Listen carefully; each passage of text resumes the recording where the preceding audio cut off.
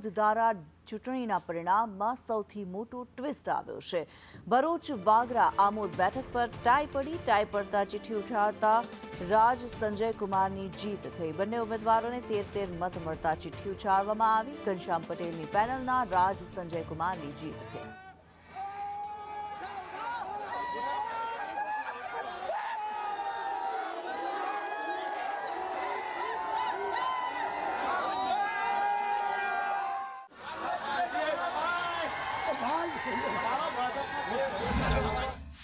વાગરા ઝોનમાં વિજય તો થયો કે ભારતીય જનતા પાર્ટીનો વિજય છે, ઘનશ્યામ પટેલ સાહેબનો વિજય છે।